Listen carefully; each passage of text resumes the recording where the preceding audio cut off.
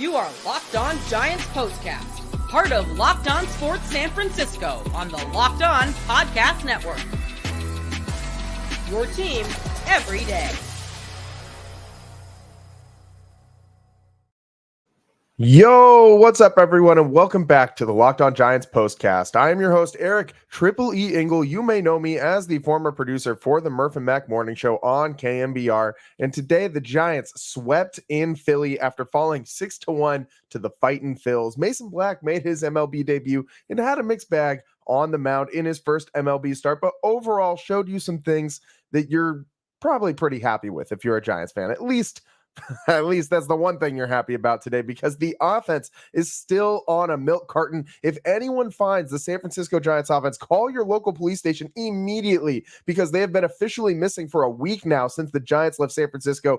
Absolutely zero signs of life from the Giants at the plate in this one again. We'll break it all down, but first I want to thank all of you for watching us on the Locked On Sports Bay Area YouTube channel. Please hit that subscribe button. Thanks also for listening on the Locked On Giants podcast feed. However you're getting the show, we appreciate it. Make sure to check out the Locked On Giants daily show for more in-depth coverage. Ben Kaspick does a great job. I just realized I said Locked On Sports Bay Area. It's not called that anymore, man. I keep messing this up. Locked On Sports San Francisco YouTube channel. My bad, guys. My bad. Today's show is sponsored by Monopoly Go. Time out. We got to talk more about Monopoly Go. This fast-paced game lets you team up with friends for tournaments to unlock awesome prizes like unique stickers for trading, cool playing pieces, and hilarious emojis for taunting your friends. So download Monopoly Go now for free on Google Play or the App Store. Game on. As I said in the just a couple seconds ago, Mason Black MLB debut today. The Giants called him up from AAA today and DFA'd Dalton Jeffries, everyone's favorite spot starter for the Giants so far this season, to make room for Mason Black on the roster. And he was cruising for the first couple innings. He was cruising. Second time through the order, he started to run into a little bit of trouble. In the fourth inning, he did walk two guys with two outs, and those free 90s gonna come back to bite you in the butt, as we always say on the Locked On Giants postcast. With Merrifield, 2-out single, scores the runner from second, and the Phillies take a 1-0 lead, but he responds, and Black gets out of the jam. He comes back out for the fifth inning, and I thought that this was a little bit of a stretch, and I get why Bob Melvin did it. I mean, let's explain. This is a guy, Mason Black, who hasn't pitched very many deep games, hasn't pitched deep into very many games in AAA this season. He doesn't really get past the fifth inning. He that's pretty much where he starts to fizzle out, or so far has in AAA. I mean, he's been really dominant down there, but doesn't pitch much past that at all. So he gave up a pair of singles. Was a little interesting bringing him back out for the fifth, seeing that middle of the order again. Gave up a pair of singles, and then Bryce Harper, who Mason Black was already showing signs that he was iffy up there on the mound. His pitch count was getting up there. They need to stretch him out more before they can push him to 90-ish pitches. I mean, he threw 84 today. That's far more than I expected him to throw in his debut, but it makes sense. We'll get to that in a second, but Bryce Harper blasted another 3-run home run, another one of this series, his 8th home run of the season. And man, oh man, just makes you think what could have been when Bryce Harper almost became a San Francisco Giant, and Farhan couldn't get that deal done. And that's loomed large over the Giants these last, 5 years or so. It's been, they've missed that power bat. And could you just imagine how much different fortune would have been for the Giants over these last few years? How many free agents they were so close on getting that they just barely missed out on, and maybe Bryce Harper being here would have been the difference for some of those guys actually coming here or not.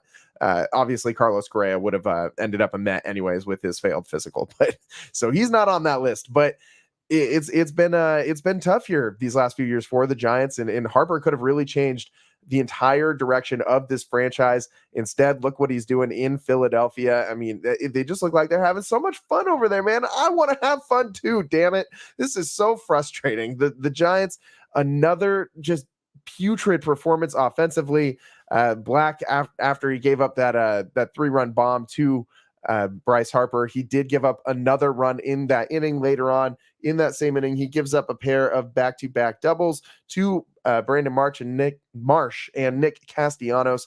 The Castellanos double scores Brandon Marsh, and the Phillies take a 5-0 lead. Black was pulled from the game. After that, his debut was done.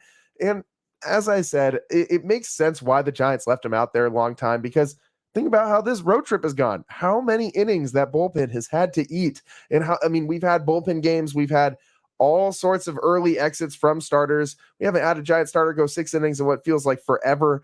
And this bullpen has seen a lot of work. They needed Mason Black to try and get out of that 5th inning to keep this ERA or this staff, this bullpen staff's total innings pitched on this road trip down. I mean, we're seeing a lot of guys in games that the Giants have the Giants were so far out of this game, and you're seeing the A team from the bullpen because everybody else is gassed. I mean, Luke Jackson pitched in his 3rd consecutive game today. Tyler Rogers out there in a game where he really shouldn't have been. He did give up that bomb to Kyle Schwarber, but he really shouldn't. He's been pitching so well. Like, he's not a reliever Giants use in games that they're trailing by 5 runs. Then you need to save him for, hopefully, when you're beating the Colorado Rockies tomorrow, the next day, and the day after. I mean, the Rockies are really, really, really, really, really bad. And if there's any recipe for getting right at the dish, it is a trip to Coors Field. So hopefully the Giants can use that to turn their fortunes around. But Philadelphia, a house of horrors for the Giants. This whole road trip has been terrible for the Giants. They have been so bad at the plate. We'll get into that a little bit later on in the show. But back to the Mason Black debut, the big topic from today's game. He finished with 4 1/3 innings pitched, 8 hits, 5 runs, 3 walks, and 4 strikeouts. And of course, the 1 bomb given up to Bryce Harper. He threw 84 pitches, 51 strikes. It's not terrible, a ball to strike ratio. But you would like to see him be a little more efficient, especially since this is a guy who isn't going to be able to go up to 95, 100 pitches for a while. He's going to need to be stretched out. The Giants are hopefully he actually gets to stay up here for a little while. I mean, spots in the Giants starting pitching staff are hard to come by. Once Blake Snell comes back, I fully expect Mason Black to go back down to the minor leagues. But maybe they could do like a 6 starting pitcher rotation, since they do have some of these younger guys that they're trying to stretch out. Keaton Wynn still trying to find how to pitch deeper into games. Jordan Hicks trying to convert to a starter. You don't want him to gas out too early on. Maybe it will save some of these guys' arms from pitching every day if you add a 6th starter, a guy that can come in as a spot starter. Maybe they move Black down to the bullpen, and he can be a guy that kind of does a little bit of both. It'll be interesting to see what they do with him once Snell returns in. Once Alex Cobb returns as well, he shouldn't be too far back. Tristan Beck actually began a throwing program in San Francisco. He's still a little ways away. But you got all these guys waiting and chomping at the bit, ready to come back and make an impact on this team, at least pitchers. Offensively, nothing's coming to help this team unless the Giants go out and trade for somebody, which I think that they absolutely have to do at this point. I mean, you've seen what the offense has done. They'll need to do that. But today's game, Mason Black, 4 1/3 innings pitched, the 8 hits, the 5 runs, as I just said. But in the 5th inning alone, 5 of those 8 hits, 4 of those 5 runs. As I said, I don't think he should have really been pitching in that 5th inning. And I don't think Bob Melvin leaves him out there for that 5th inning if that bullpen is fresh, if they had everybody ready to go, if this is a bullpen that hasn't pitched as many innings as it has on this road trip.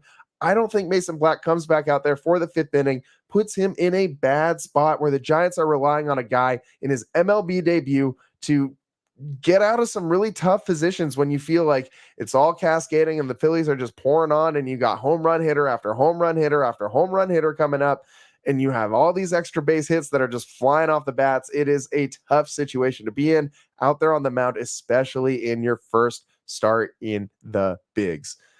Tough day for Mason Black, but he did have some good stuff earlier on in this one. As I said, first 4 innings, if you take out that last third of an inning that he pitched, he had 3 hits, 1 run, 3 walks, 4 Ks, home run, or no home run given up. So that's a pretty solid That's a pretty solid stat line. I would take that, man. I mean, the one thing you didn't like to see, or at least I didn't like to see, was Mason Black giving up those back-to-back 2-out walks in the top of the fourth inning, which set the table for Whit Merrifield to hit that single to score the runner from second base. You can't give up free 90s in Major League Baseball. You will have to pay for that.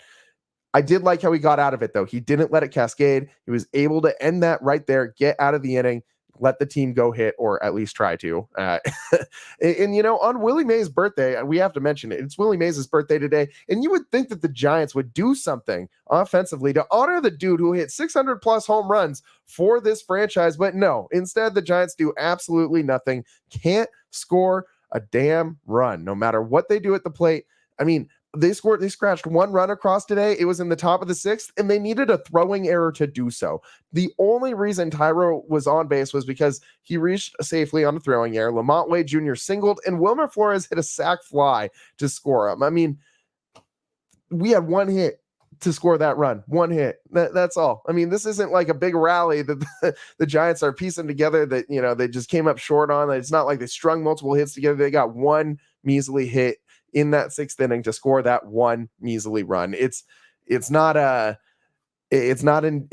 conducive to the Giants winning games is scoring one run. I mean, another total of 5 hits today for the Giants.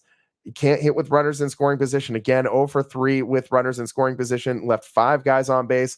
Tough to win games when you leave 5 runners on base and you only get 5 hits in a game and you only draw 1 walk. I don't know where else you're going to try and get some of these runs from, man. But the Giants have been terrible. 13 strikeouts, another double-digit strikeout performance. Matt Chapman, man. Golden sombrero, 0 for 4. It's getting to the point where it's almost panic time, man. We're into March now. We're closing in on the end of the first week of March. Even if some of these guys go on a run, like if time is now. I mean, Matt Chapman, Jorge Soler, you guys got to figure it out.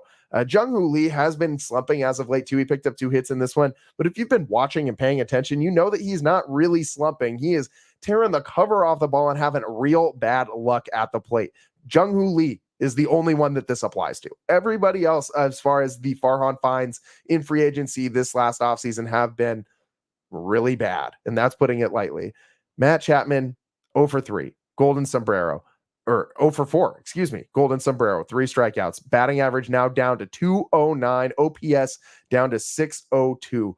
He is, just free falling in this batting order. Down to 6th.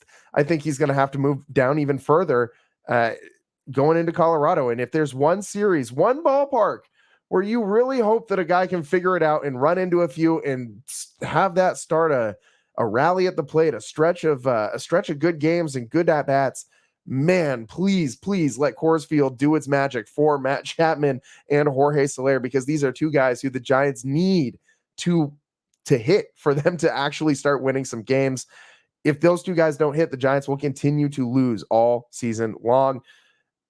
And it puts Farhan in a tough position. He's got to make a move.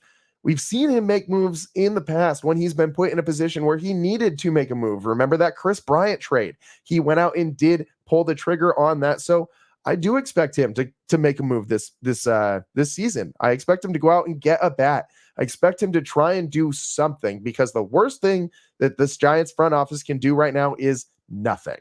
If they sit back and do nothing and sit on their hands, just like they did at last year's trade deadline, when they should have moved off J.D. Davis, when they should have moved off Alex Cobb, when they could have got returned for 2 guys who are having career years and were going to do absolutely nothing for the Giants in the playoffs, because, hey, they weren't going to get there anyways. And even if they did, they were going to be a first round out if they even got out of the wild card game. So I don't know why they didn't move off those 2 guys at last year's trade deadline. It is beyond me.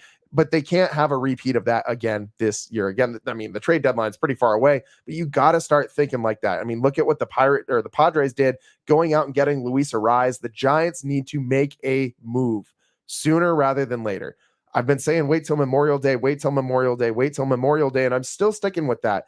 If Matt Chapman goes to Coors Field and all of a sudden just has a crazy month of May where he's hitting like 350 plus and hits 5, 6, 7 bombs this month, I mean, that would be excellent. That would be exactly what the Giants needed, and it would make him. I mean, it would change this Giants lineup. It would make it so that you don't need to go out and immediately get somebody. But if Chapman or Soler doesn't go on a otherworldly type run between now and the end of this month, the Giants need to go out and get somebody. It's that time. We are reaching a tipping point.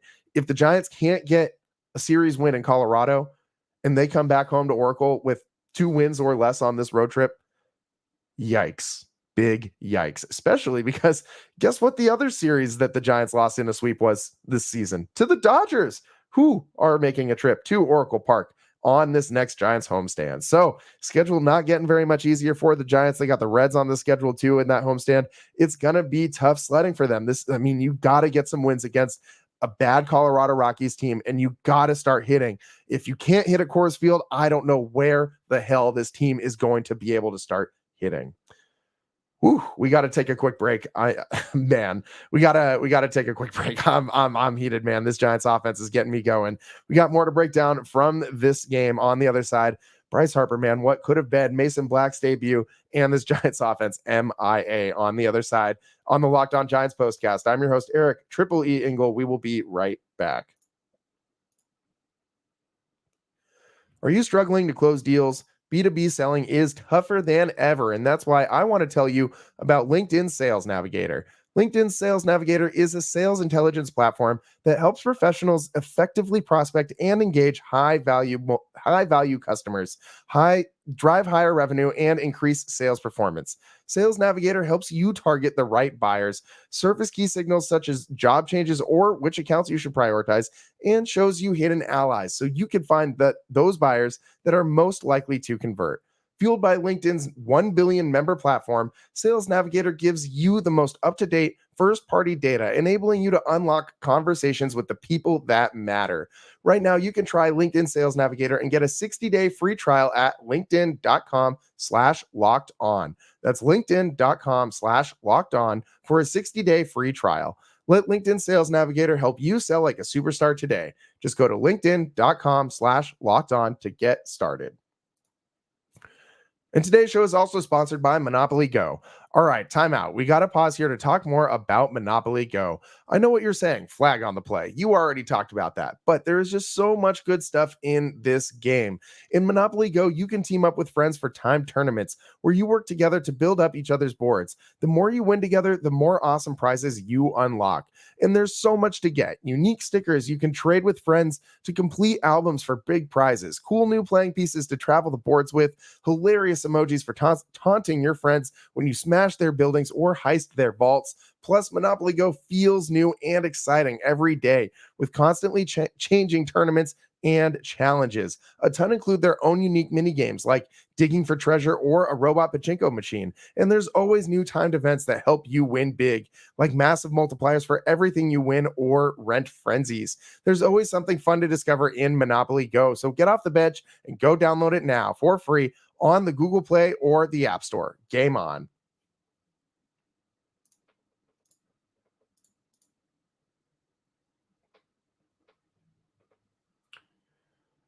Welcome back to the Locked On Giants postcast on Locked On Sports San Francisco. I keep wanting to say Locked On Sports Bay Area, but we rebranded, man. Locked On Sports San Francisco. And man, this series in Philly, I think this is the low point of the season right now, man. This has got to be the worst point of this young Giants season. With the loss, the Giants fall to 15-21, 6 games under 500.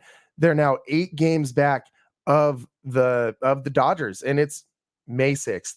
It is, I mean, we are going to be double-digit games back by the middle of May, and this is bad, man. This is, I thought this Giants team would be a lot better.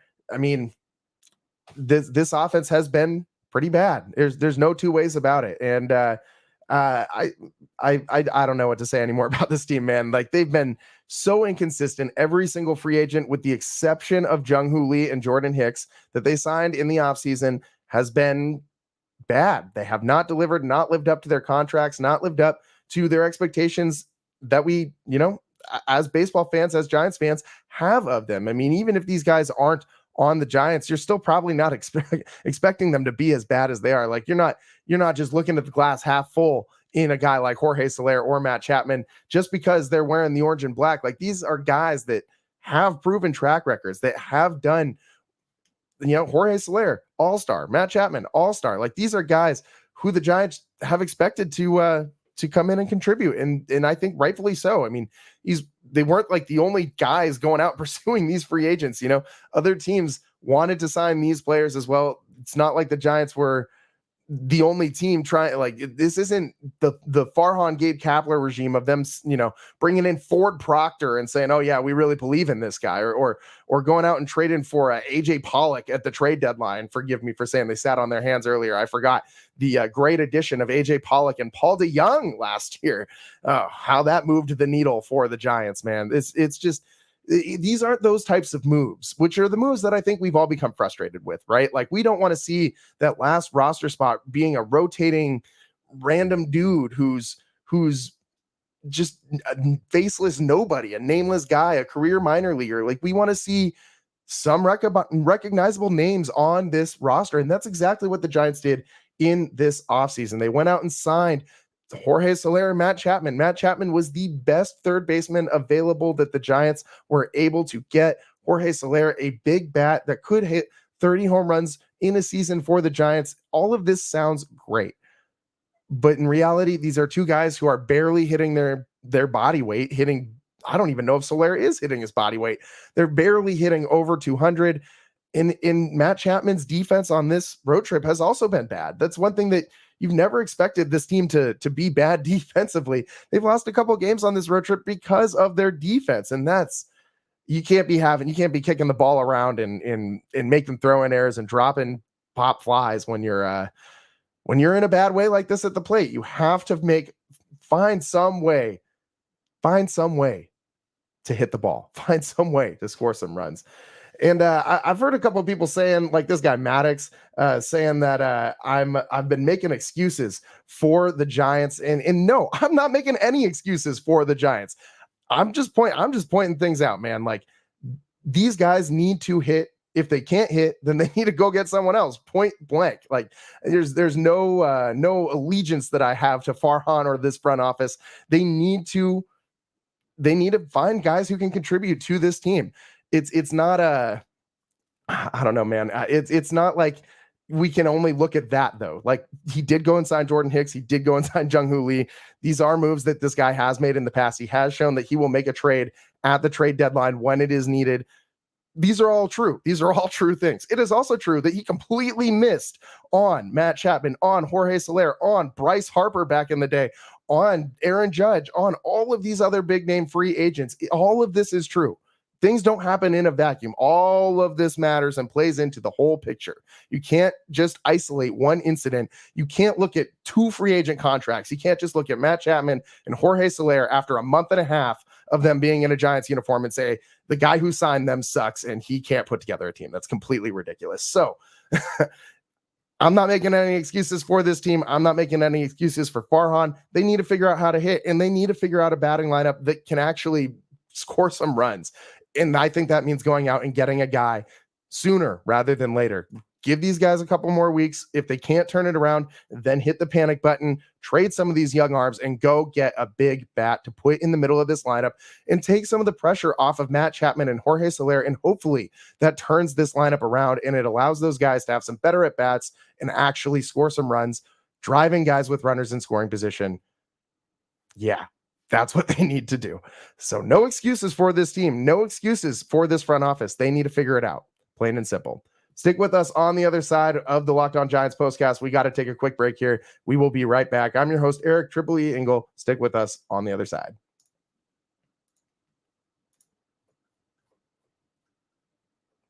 Let's get straight to the point. You want to grow your portfolio to deal with the rising costs of inflation, to pay off your debt or your mortgage, pretty much anything standing in your way.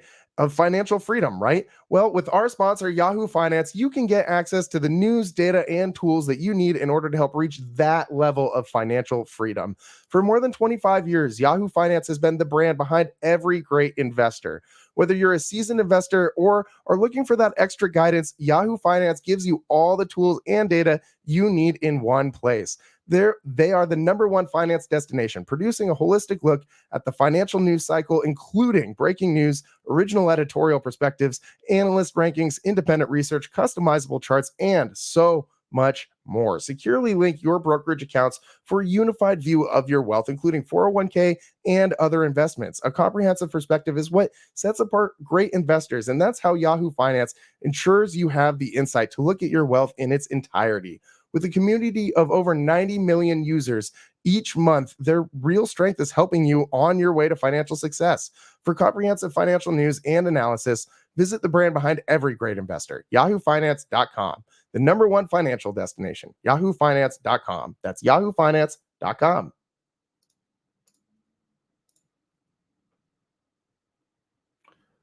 Welcome back to the Locked On Giants postcast. The Giants reach a low point in the season as they fall 6-1 to the Phillies at Citizens Bank Park, are swept in Philadelphia, one win on this road trip, lost 2 of 3 to Boston in Fenway, and now go to Coors Field, which is every Giants fan's just all-time favorite place to see the Giants play, right? Where the Giants go up 4 or 5 runs and then somehow lose the game. And then that just seems to happen so much. I mean, you guys remember last year, the last series at Coors Field, the Giants lost, I think, like 2 or 3 or 3 or 4. They lost the series, and it was in pretty dramatic fashion, man. Like that was at the point where you knew things were probably going to fall off the wheels with Gabe.